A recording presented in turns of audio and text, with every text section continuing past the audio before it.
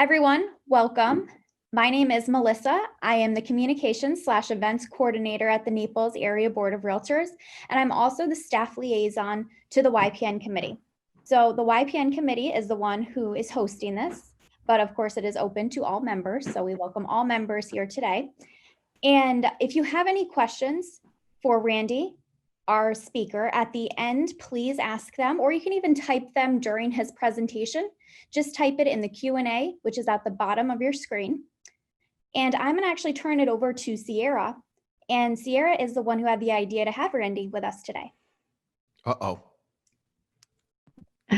Good morning, everybody. Thank you so much for logging on and attending today. I'm really excited. I had the pleasure of listening to Randy speak to another group that I am involved in about 3 years ago, and he has stuck in my head. So Randall Kenneth Jones is a author. He's a podcaster. He's an actor. He's so fun and amazing. And that's about the extent of how I'm going to introduce him, because he's going to pretty much speak for himself, and y'all are going to love him, and I hope you get something out of it. I know you will, and thank you all so much for coming. Am I on? It's me. Hello, everyone. Okay, so I can see two people. I can't see you, which I don't like, but I am thrilled that you are here. You have a tough job. I'm going to jump right into it. I just cannot imagine the difficulties associated with being in the real estate profession, period. It's something I love so much that I've considered doing it at different points in time in my career, seriously, because I love it so much. But look at what you're up against. I'm telling you something, you know, there's all of us that we binge watch HGTV or watch a couple episodes of $1 Million Listing, and we come in and we think we know everything. We think we know how to tell you how to do your job. There are, and those of you who are here, bravo, thank you. I applaud you for being here and trying to improve upon your skill set to be the best you can be, because you don't have to just be a realtor in the Naples area to know there are a lot of unqualified, part-time, unqualified realtors, not just because you're part-time doesn't make you unqualified, realtors who have interjected themselves into the mix, which makes everybody's life more difficult when you're not qualified to do this job. So bravo to you for being here. And I just hope that at the end of the day, you hear my story and I give you one or two little ways that you can look at yourself, look at your work, look at how you approach your work, that's going to help you see it in a more positive, meaningful light. That's really my goal for today.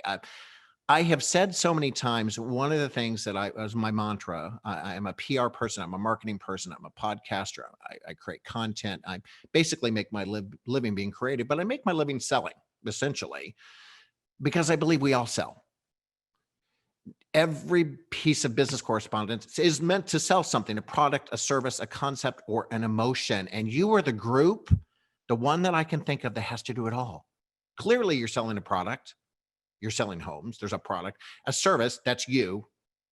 A concept, you have to sell the concept of a lifestyle. In many cases, you need to convince that person that they can see themselves there. And a concept and an emotion. There's a ridiculous amount of emotion in what you do. You're one of the groups that truly has to go with all four all the time. My Southwest Florida experiences have gone from excellent to poor, horrible, and bad. The thing is, have I told people, have I been verbal about the excellent? Oh, yes, I have. I have told people where were my experiences excellent, but let me tell you, poor, horrible, and bad have been talked about too. And because this is ultimately, please never forget that Naples is a small town. For those of you who are actually from a major metro area, you can probably relate to that, or from a small town like I was in Missouri, you can relate to that, but it's a small town. Your reputation is everything. No matter where you go, who you represent, who you're with, your name is what you take with you. Please understand that no matter what happens, I don't care what broker you're with, I don't care what you do, your name, your reputation travels with you quite literally for the rest of your life. I really urge you, please ask you to protect that for all you're worth. Now, I do kind of want to tell you, networking is a big deal. You want to meet the right people. Here's how I did it. I kind of cracked the code in Southwest Florida. I moved here in 2010, And I didn't necessarily want anyone's money. I wasn't selling anything to them, but I knew who lived here. I knew all these extraordinary people lived here with extraordinary resumes and skill sets. And I wanted to meet them. And I got here and I realized, oh, wow, these people are spending $2,500 a plate and I'm at IHOP. We got a problem. They're not going to meet me at IHOP. So I thought, how can I connect to them? This is now the beginning of me trying to inspire you to find new ways to connect to the people that you need to connect to be successful in your business. So what I did, I thought, there's all these successful people here. What is my skill set? I'm a writer. I went to the Naples Daily News 2012. Is anybody writing about these people? They said, no, do you want to do it? I said, yes, I do. So I created an opportunity in Naples, Florida, to meet an extraordinary number of people. And I wrote a business column called Business Class for the Naples Daily News for 4 years, created that opportunity. What it ultimately did was grew my, I'm going to call it Rolodex, and grew my Rolodex. And now between the column, my book, I had a book called Show Me that came out in 2016, late 2016, and my podcast, I have conducted over 200 best practices interviews. Those 200 people largely will still answer questions with me. They will still, they're part of my arsenal of people that are available to help me. But I really cracked that code by writing, I found the opportunity, discovered, created the opportunity at the Naples Daily News. Create those opportunities for yourselves to be in front of the people that you need to meet. Now, one thing that really interesting that happened to me when I was first writing the column, I'm embarrassed when I start this story. So do you remember your first time that you met Siri? The first time you got your iPhone and Siri was on there and you said all these horrible things to her? I mean, do you remember that when you get the first iPhone? Hey, Siri, ooh, I got to be careful because she'll start to answer, you know, where's the best place to bury a dead body? Hey, Siri, oh, the things, oh, the words, because if she didn't say what I wanted her to say, the vile, horrible things that I said to Siri, I said awful things to Siri. What happens? Siri becomes one of my best friends, Susan Bennett, the original voice of Siri, is in my column, is in my book, and is now the announcer for my podcast. What happens when you meet the voice of Siri? You feel you have to apologize. You feel you have to tell her you're sorry. And I was like, I'm sorry. I said this to you, and I called you, and I called you, and I told you to go to, and I'm like apologizing profusely for all these things I said to Siri. And she says to me, no lie, she says to me, she goes, that's okay. I know where you live. So I have learned to listen to everything Susan Bennett has to say and pay a whole lot less attention to Siri because she makes a lot of mistakes. I'm a little old school. I don't like the PowerPoints. I put the old-fashioned photos. So my dear friend, Susan Bennett, this is the original voice of Siri. She is a vital part of my life and one of these people that I met that became part of my world, who continues to help me grow professionally. Extraordinary about that. Excuse me. I believe in the importance of importance. Sorry, I'm having trouble hearing you. Siri just said sorry. She said, okay, shut up, Siri. I believe in the importance of importance. People want to feel relevant. They want to feel important. I need you all to go into this understanding that that is your job, to make them happy. You will do better if you impart a feeling of importance. Now, people want to be heard. Look at, I mean, there's stuff written on social media and the likes. You literally physiologically respond to all these likes and shares because it's an acknowledgement of your importance. The more you learn to treat somebody with importance and give them that importance, the better you are going to do professionally and every single aspect of your career. Now, here's the trick. The people in Naples, kind of unlike almost any other market, have no problem telling you they're important. They have none. Oh, they'll make sure that you know they're important. They practically give you a resume to tell you how important they are. So you have an even more bigger challenge because you want to honor that, and you have to develop that trusting relationship. But at the same time, as a lot of us know, there is a past tense often associated with their importance. And with that past tense can become a lack of knowledge, a lack of information about how things work today. You've got a balance between making them feel important and educating them at the same time. And that's a very challenging thing to do. But I have to say, one of the first people to impact my view of how to make somebody be important is Hoda Kotb, who I've interviewed. She's interviewed me once for my book, and I've interviewed her twice from NBC. Hoda Kotb said something to me. If you take notes, this is a note time. It's more important to be interested than interesting. It's more important to be interested than interesting. You ultimately have to do both because you have to get them interested in your product, a home, whatever. But in order to gain that trust, it's about listening. Listening was never my strength. It never was. This came from my desire to shut up and listen, to learn how to do that in my 40s. So it's more important to be interested than interesting. I have a little story about entrepreneurship.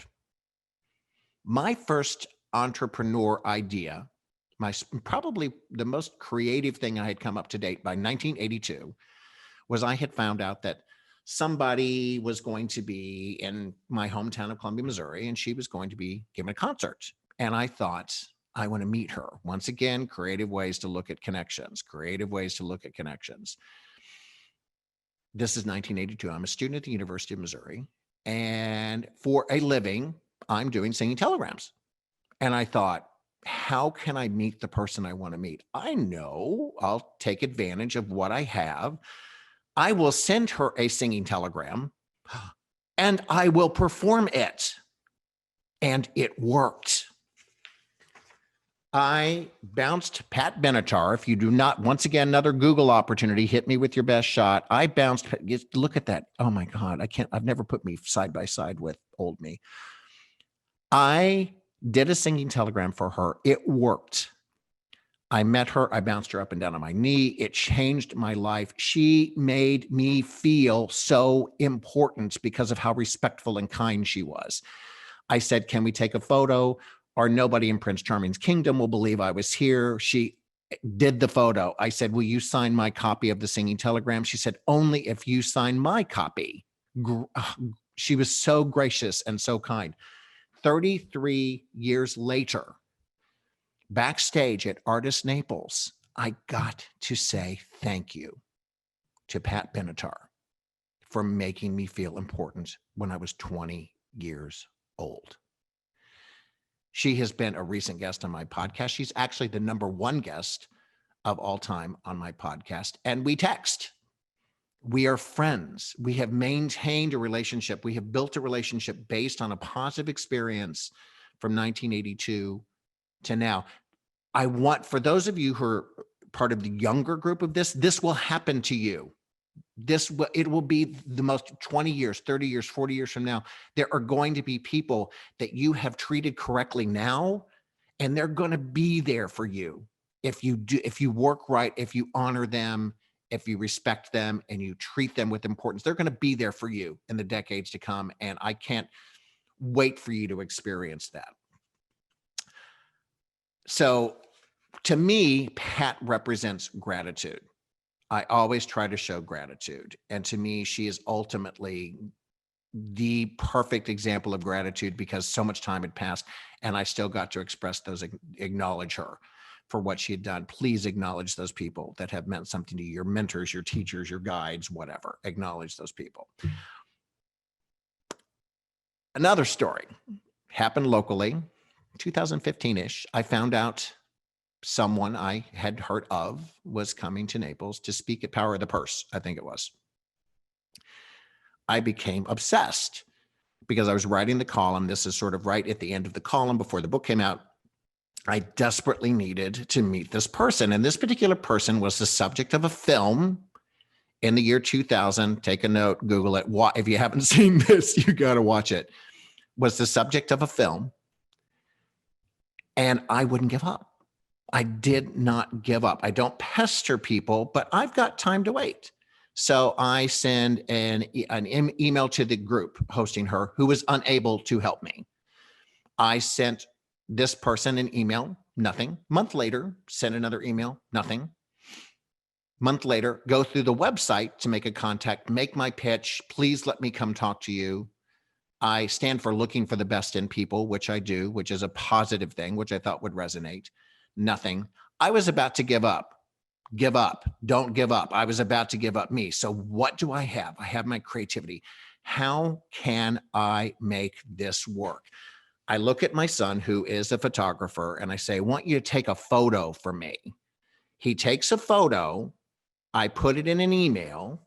I send it to Aaron Brockovich. Does not give up easily either. I send this to Aaron Brockovich. 1 minute later, I hear from my new BFF. Again, I took a creative approach, take a creative approach to making contact with these people. This was something that's true. If you've seen the film, Aaron Brockovich, Julia Roberts won an Oscar for it. If you have not, it really is a case study in doing the right thing. I encourage you, please watch this film. It is a classic. It has stood the test of time. And this woman, Erin, who is one of my best friends to this day, because we connected over a piece of paper and a photo. We connected over this to the point. She is one of my best friends to this day. She is my mentor. She is my guide. If something is happening in my world, she knows it and picks up the phone and calls me. It is absolutely crazy. I want you all to have your own Erin Brockovich, whether they're the subject of a film or not. Having that kind of mentor or person in your corner is extraordinary, because you've proven to them that you are worthy of that time. Also, please see that film. It's extraordinary. That she is probably the best example I have about making connections, be creative. Rhonda Shear, who's actually on HSN, comedian from the 90s, who is the host of Up All Night on, I can't remember which one, which channel, but she kind of played the bimbo card. That's what she'll tell you. She played the bimbo card as a comedian. Turns out she's brilliant. She's sold like 36 million Abras on HSN. She blatantly, and I can't tell you to do this, but I got to mention this, when it talks to making connections, she says to crash. Her book talks about you just crash the event. I don't know how that works here in your industry, but I think there is probably a version of crash that is appropriate that might be able to get you in the door. And if you figure it out, I'd love to hear from you. So I kind of want to address the element of surprise. It happens, and we need to be prepared for it. And I believe when you are surprised, to lean into it. So I had set up a phone interview with someone because I wanted to actually run, this is back when I was doing the column. I wanted to write the column to promote the event in advance of her arriving in Naples. Oh, I should warn, this is the PG-13 one. Yeah, this is so I was given permission. To do the PG-13 story, but yeah, just a little warning, this is a little PG-13, but when you hear who it's about, you're going to go, well, sure. How could it not be? So I had written the column, talked to this person, wrote the column, promoted the event, go to the event, hear her speak. Extraordinary. Wait in line. There's like 50 people still in the venue wandering around, and I wait in line, and she knows who I am. I introduce myself. She recognizes me, and we go up on stage. And I say to her, can we take a picture like we know each other? I mean, these pose like arm in arm things that are in all the papers in the society, I hate that. Can we look like we actually have a relationship? So this particular person takes this very seriously. And this particular person also happens to know I have a husband. So probably is a little less concerned about any fallout about this. So I say, can we look like we know each other? she takes her right hand, or she takes my hand across her body, and Barbara Corcoran puts my hand on her boob. There's no other way to say it. That's what she does. I don't do this. I do not do this. Barbara Corcoran from Shark Tank, very famous in real estate, takes my hand, puts it on her boob. Now, I'm smart enough to know that this is the greatest photo opportunity of my life. It will never get any better than this. And my son, how creepy, is actually taking the photos.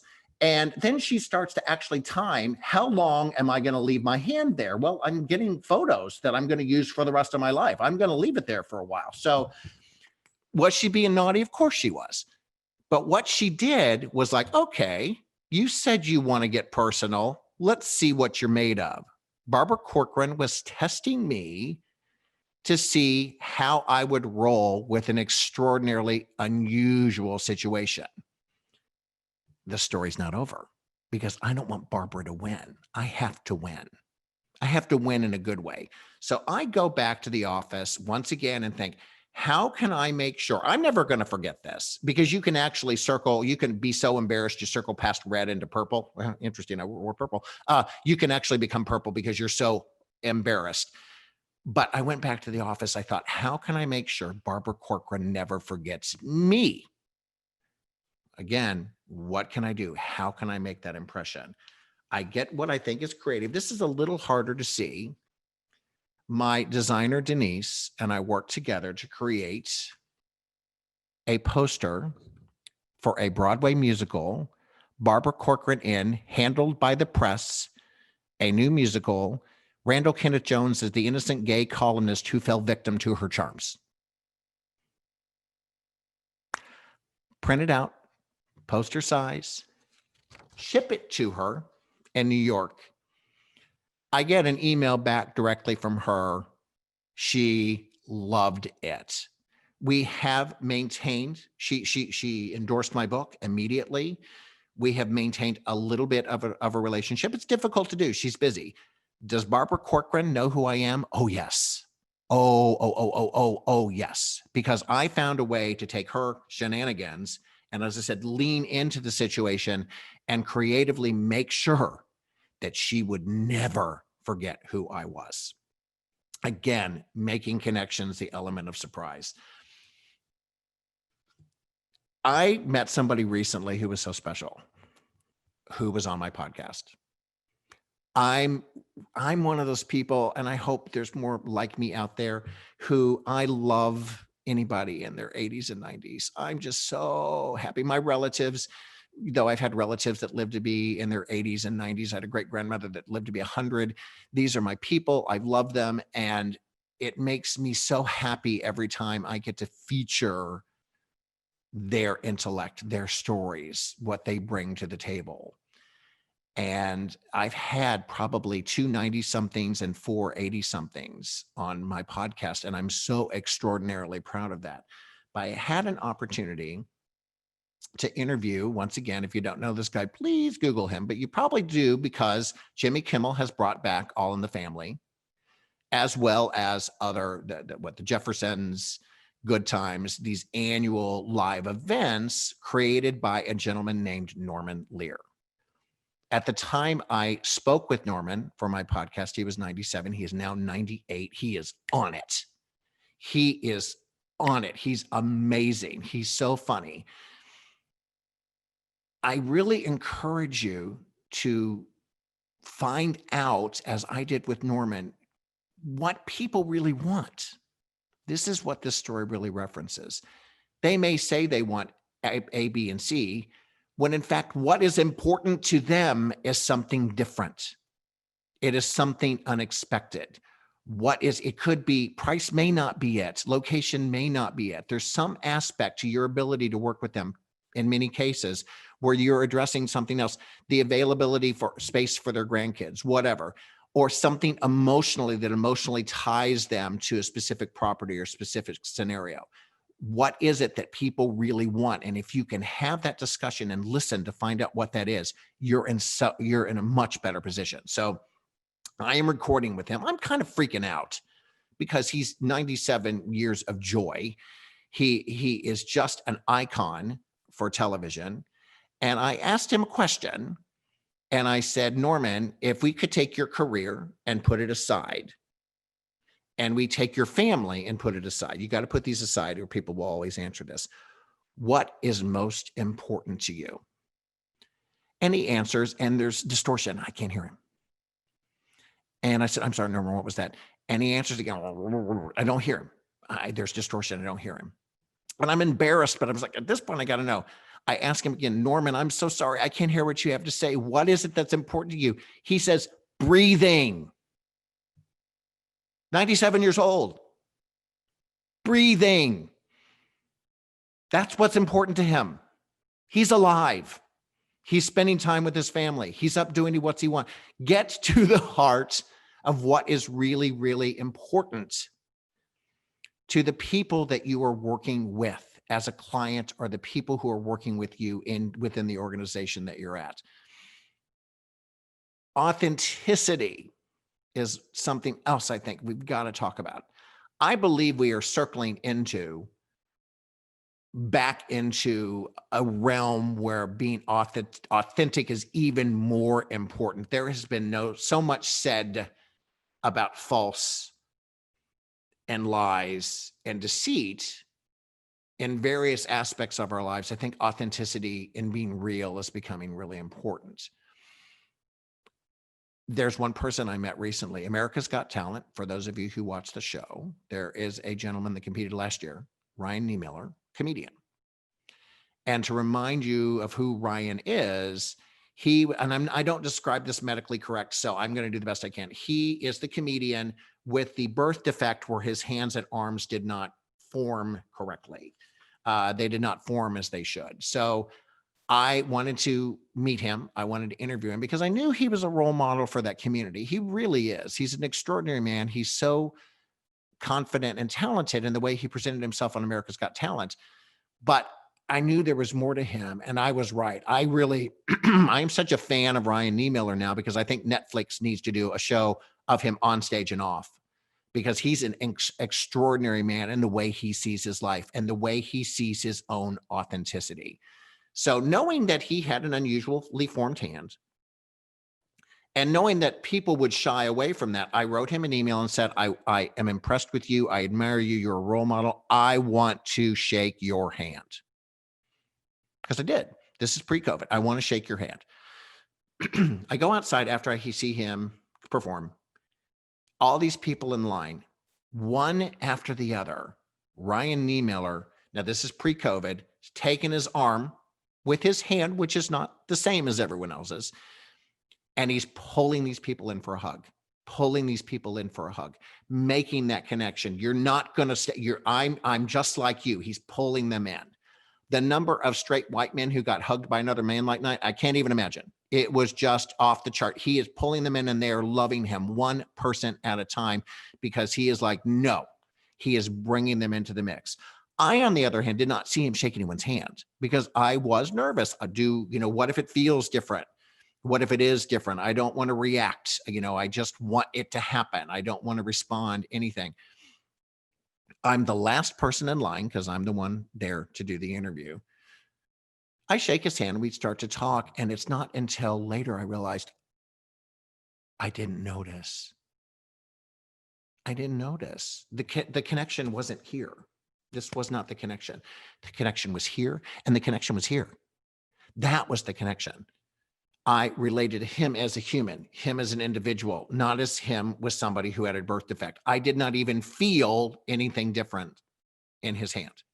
And I didn't notice that I didn't, because that man is authentically himself at all times. He is grateful for a birth defect that makes him unique.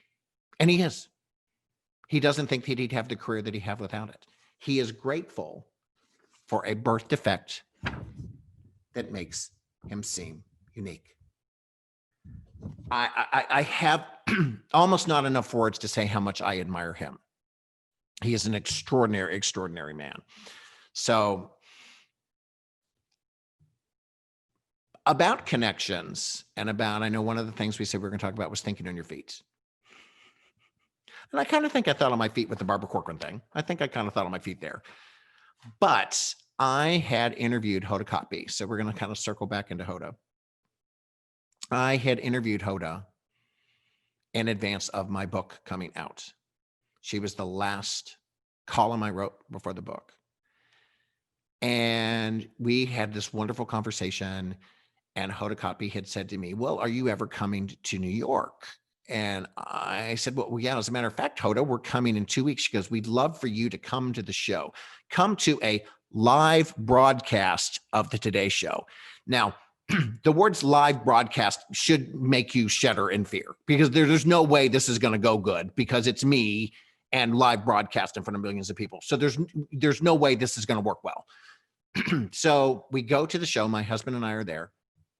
Kathy Ryan, her assistant, ushers us up from floor to floor and around and everything. And we go through 58, 59 minutes just with no problem. We meet Hoda, we meet Kathy Lee, we take pictures, we get the experience, these big, massive cameras, all these huge cords and coils, and we don't trip on them. I don't do anything wrong. Nothing wrong happens at all. 1 minute to go, I had been told in advance that Hoda may want to put us on camera. Well, the book wasn't out yet and I can't cook. So I'm this guy. I mean, we know we're not going to do anything, but that's all we're going to do. So I didn't even think about it because it hadn't happened. So during the last commercial break, they had set up, and if you've watched the Today Show, there's a semicircular bench that they use. It's a set piece they use a lot. It's a semicircle.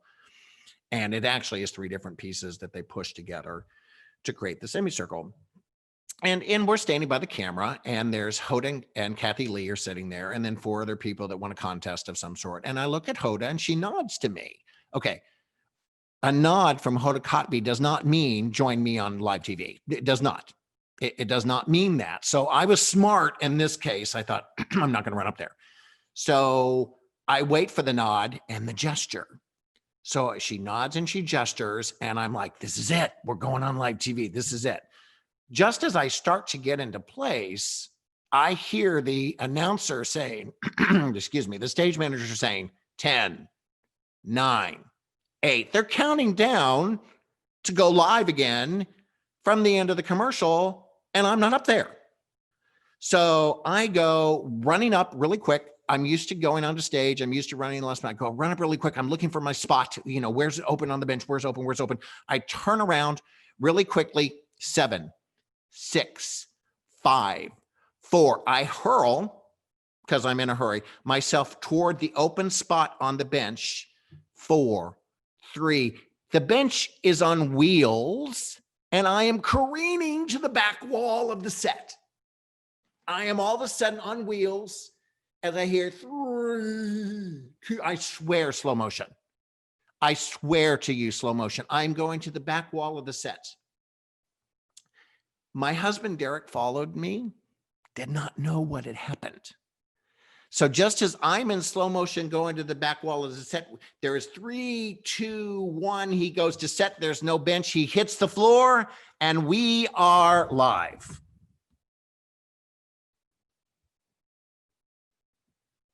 I think this speaks for itself. This is my national TV debut. So here I am, idiot boy in the back, laughing because what do?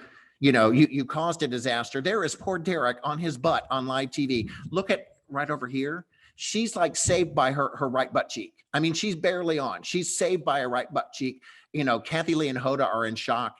And, you know, it just is extraordinary. And I mean, I'm aware of the camera. It's happening. What do you do? What do you do? What do you do? So they're like, man down, man down. They roll with it. It's no big deal. The show is over. And they're like, oh, I don't think anybody, we didn't even have you on camera when that happened. Well, we check our Facebook immediately, hashtag man down. And people, our friends, are taking pictures of the TV set to show this thing. And they're tagging us all over Facebook for the disaster. Good friends. Yes, we have very good friends. We are very quickly ushered out of the building. I'm like, oh no. Hoda hates me. I ruined the broadcast. This is awful. We're never going to be asked to do this again. We're never, ever, ever. So I'm saying they're looking at Derek, who's relatively calm. And I'm like, are you okay? He's like, well, yeah. I was like, fall, you fell, and millions of I mean, I would still be in therapy. I would still be in therapy if it happened to me. I look at him and he looks at me so matter of factly. And the man says to me, it's not like I'm Steve Harvey and I just announced the wrong winner of Miss Universe.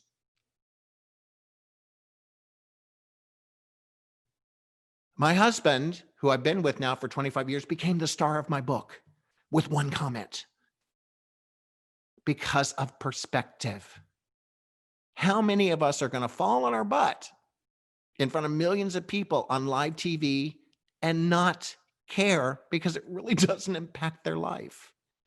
Barbara Corcoran had actually she'd said a quote to me, which I think is so extraordinary. And I think it applies to you all. It applied to Derek. The difference between successful people and others is how long they spend feeling sorry for themselves. The difference between successful people and others is how long they spend feeling sorry for themselves. For Derek, that was 0. Not at all. I think that's one of the best pieces of advice I've ever gotten. And I really ask you, I encourage you, find your inner Derek and don't care. If you want to see it, actually, hashtag Derek Go Boom.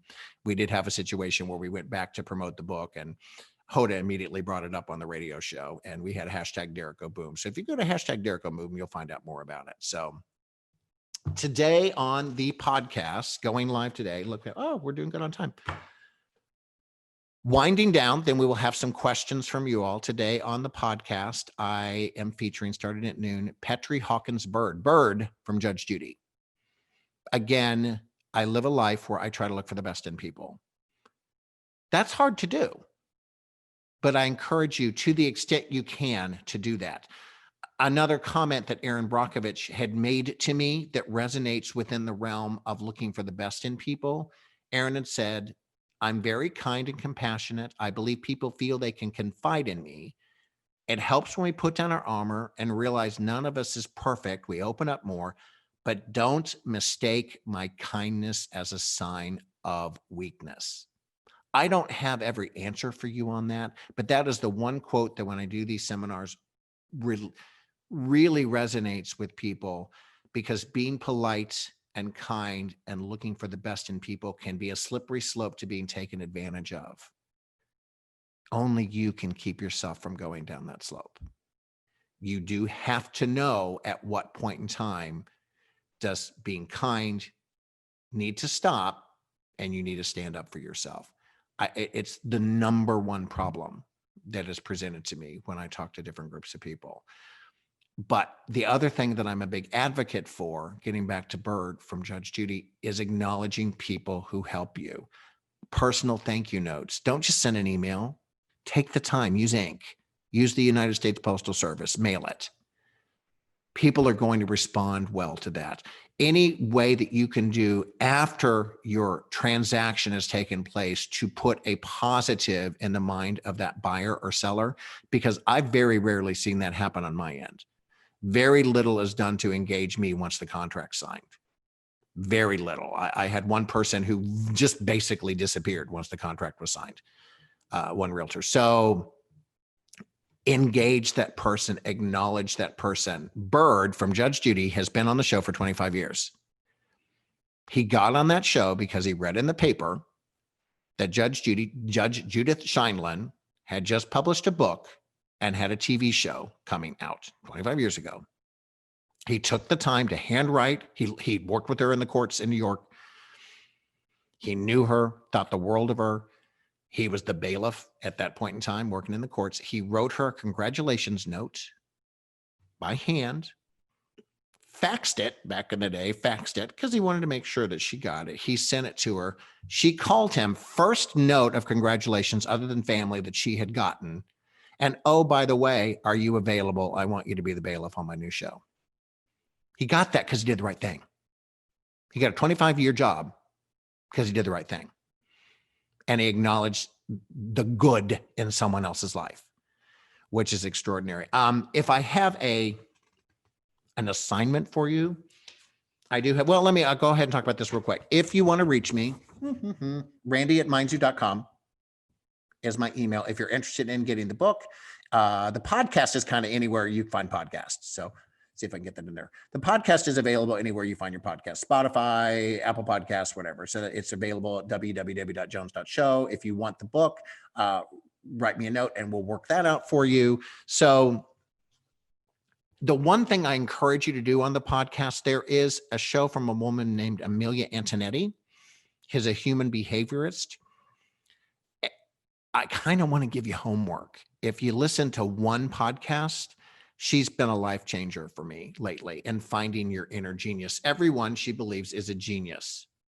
Everyone. They have something special or unique about themselves, and they don't necessarily recognize it. I was intuitive. I understood why people did what they did. And even as a salesperson, I didn't necessarily understand. I didn't think that was special. That was just part of being me. That is my genius, that I'm intuitive. And my genius is that, according to her, email again, Randy at mindzoo, MINDZOO, Randy at mindzoo.com. Got a little note to say it again. I didn't think it was special. I didn't know, because it was something I completely took for granted. And what she said, everyone's a genius. You never recognize your own genius. You always take it for granted. If I can start all of you down that path, correct. That's, oh, good. All panelists, Randy at mindzoo.com. If I can take you down that path with her to understand your genius, that would make me very happy to be able to do that for you. This all happened to me because I wanted to listen. I wanted to be polite. I wanted to look for the best in people, and I wanted to remove the ugly. And this was in 2012 when I started this. It's a pretty great way to live. It is a really great, it's not easy to be happy. It's not easy to be positive. It's really easy to be negative. It's really easy to be bitchy. It is for me. But I have a media platform in place that keeps me on track to try to the extent I can, look for the best in people, learn from every single person that I meet. I am actively engaged in my life because of this, unlike probably anybody I know. Because everything, I jokingly said, my son made some comment to me about something recently, and I said, "Oh, I can make that into a show." And actually, with my daughter, and I said, "I can make that to a show." And she said, "Dad, everything isn't for content. Everything isn't, your life isn't to be revealed. It's not all for content." Oh, well, silly girl, that is not true. It totally is. So I'm engaged in my life. I'm fully there. I am fully present because I'm constantly looking for the next introduction. I'm constantly looking for the next bit of wisdom. How can I share? How can I grow? How can I help other people to this experience? And that is a wonderful way to live. And if I can pass that along to you, I will say one last comment, and I think we're going to have time for some questions. I've seen some nice little comments pop up, which I appreciate so much. Susie Orman, Financial Whiz, Susie Orman, said something to me years ago, which haunts me in the most positive way. Every new moment you spend with anybody and anything has to be a new moment and not just a recreation of the past. Think about that. That's incredibly hard to do. We're stuck inside our houses largely. We are having the same day, like Groundhog Day, over and over again. But every moment should be new. You can't treat today as yesterday. You can't. You have to treat today as new. Thank you all so much for having me here. I finished in 46 minutes. I was right on the nose. So I really love questions. So I believe our moderators are going to be taking your questions that you write in chat, and will be feeding them to me. Randy at mindzoo.com. The woman's name, somebody made a comment, Amelia Antonetti, Jones.show. There is a dot. Jones.show is the podcast name. You can actually find it at, what a cute little dog in the background, at www.jones.show. Your little puppy dog's in the Mine does that all the time. My dog is a total media whore. Shows up every single time I do anything. I actually sent him to the dog setter today because I knew that it would be 63 pounds of look at me, look at me, look at me. That's what my dog does. So anyway, oh, well, thank you, Frank. So questions, please ask them because I want to answer them. Well, there's one from Barbara, but I have one from myself. Mhm. I feel like just naturally you're a very like charismatic, outgoing person where a lot of these things are kind of able to come off of your cuff. So if you are like myself, maybe a little bit more reserved or not as outgoing, what would your advice be on how to kind of make an impact in a not as obvious kind of way? Read a book by a great segue. Two people I love that I follow. Dr. Judy Ho, who is the clinical psychologist, co-host of The Doctors. I follow Dr. Judy Ho on any social media platform she has. She's done my show twice. I love her. She is my friend. She has been so good to me. But she dances, she sings, she's a clinical psychologist, and she's so positive. Panache Desai, gentleman named Panache Desai, who lived here until very recently. He's actually here for years. He and his family have moved to Nashville. I really encourage all of you. These are the people that have moved me a lot that I follow daily. Panache actually wrote a book called You Are Enough, because you are. I read the first 2 pages of his book, one again, Panache Desai, You Are Enough. I could have done an entire show based solely on the first 2 pages of You Are Enough, because it's so true. And I think as we get older, we accept that, or we expect everybody to believe we're enough. So we expect that, but I want you, for those of you who are younger, I want you to be your best self. That sounds very Oprah, but I think it's really true. But you are a good person. Be authentic. Be you. Don't apologize. Don't pretend to be someone else. It's just not worth it. I saw a pop-up, what's your best advice for real estate agents? I still think that's it as well. Be you. Be authentic. Be engaged. Listen to these people. Get to know them. Build that trust. Prove your value. Prove your knowledge. There's a lot of really bad realtors out there, and we all know it. You're not those people because you're here and you care and you're trying to grow. But if you are that person, and I think my friend Kelly Capolino is actually on today.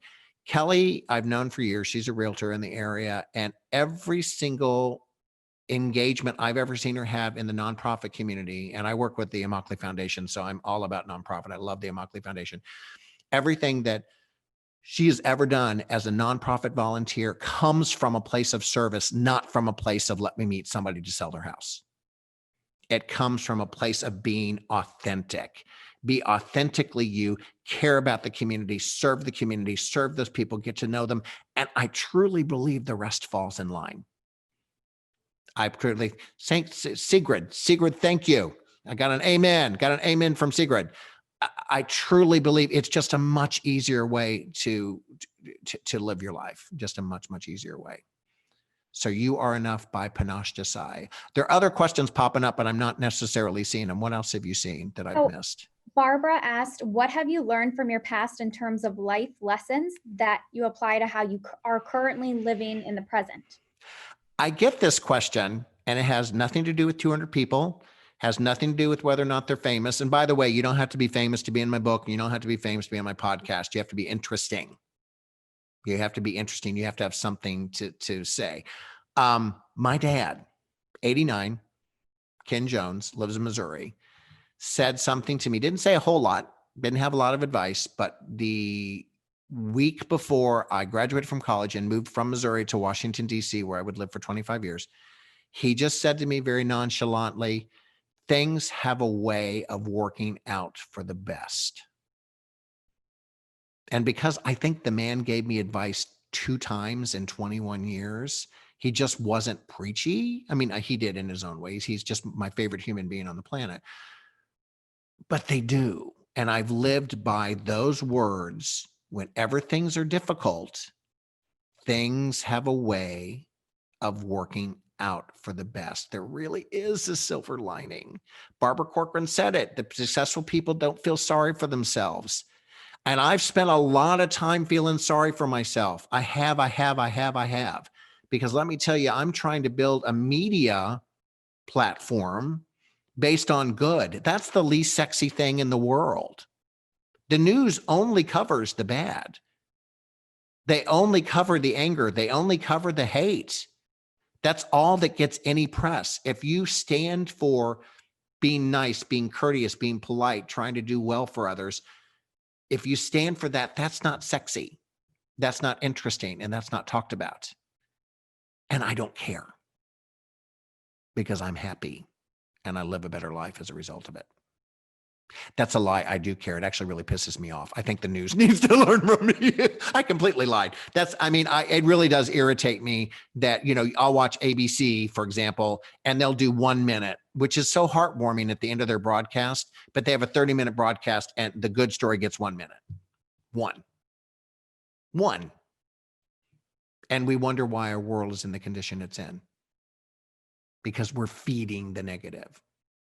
I don't want you all to be that. I don't want you to do that. It's not worth it. So to answer Barbara's question, I'll put you on the phone with my dad, Ken Jones, and he can fix you up. So, okay. Stand for what you believe in. It may be better than the almighty daughter, Kelly Capolino, who I just talked about. It is not just better, but I believe in my heart that if you are a good person and you do right by people, I believe the almighty dollar follows. I absolutely believe that. Because if somebody's an asshole, can I say that? I just said it. You don't want them. You don't get paid unless their transaction takes place. I don't know the rules for you people about when to walk away. But if somebody's not treating you right and you've already volunteered so much of your time, walk away. Work with those people who are going to respect you and appreciate you, because that sense of importance is two ways. Yes, you're going to ingratiate yourself to them by making them feel important, making them feel relevant. They desperately need that. But if you can't start to get that back, you have nothing. But the almighty dollar comes as a result, I believe, and I'm 58 years old, and it's worked for me, of doing things the right way, doing your best to treat people right. And like I said, a wonderful way to live. No more amen. I was getting used to Secret giving me the amens, and she's did she nod off? Did she? But thank you. Thank you, Ms. Young, for your little, did any other questions pop in? No, but did you see Ursula's comment there? No, what'd she say? Truly authentic, loves everything that you said and all the suggestions, and that she loves that Neighbor did this, and that she listens to motivational videos every day to uplift herself and love learning every day, which I completely agree with, Randy. It's a thing, I have to say, so I know so many of you are younger, and here's the bad thing about us as we get older. I was discovering that I was becoming kind of jaded. I was losing the idealistic young man, the one who loved people, and I was losing him. I had raised my kids, they were in college, and I was becoming kind of tired and jaded. And all of this was me to fight me being me. This is not easy, and I'm not perfect, and not everybody likes me. Don't think I'm a perfect human being that is loved by the world, because I am not. I am someone like everyone else that is struggling, that put this in place to help me listen and to help me keep me on track to be that creative thinking, idealistic young man who wanted to make the world a better place. And I found him again. And I found him through Barbara Corcoran and Aaron Brockovich and Pat Benatar and Susie Orman and, all of these people. And the fact that so many of them are famous, but the fact that they are still there for me.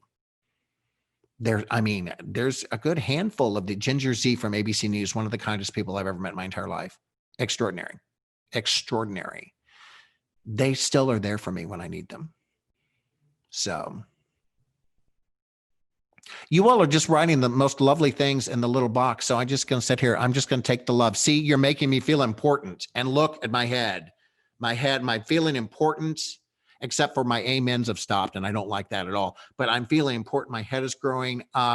If you want the book, we can get you the book. I loved this. This is my joy. And if you can take any of this stuff, okay, Ursula. Okay, very good. Ursula, thank you. Thank you. Oh, good. Andrea got Panash's book. Oh, Panash's book is phenomenal. Dr. Judy Ho, her book is Stop Self-Sabotage. Be afraid of it and buy it anyway. Be afraid of it and buy it anyway.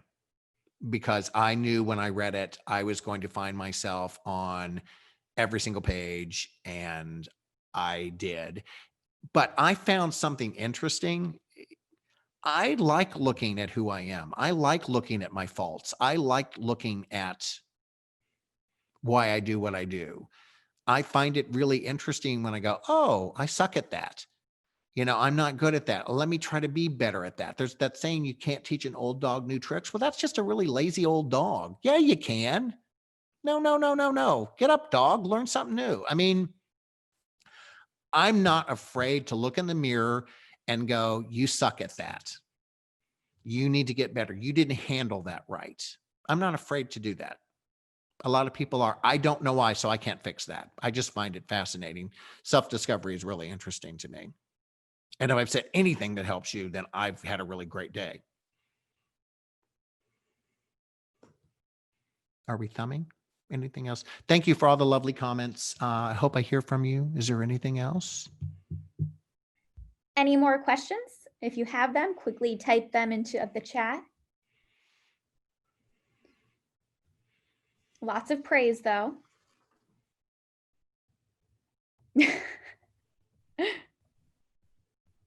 I do wonder whether or not she has this up at her office.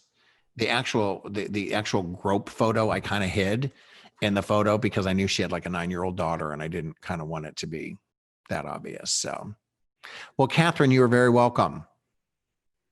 I hope she has it in like a bathroom somewhere, like a guest bathroom. I do too. I hope she still has it.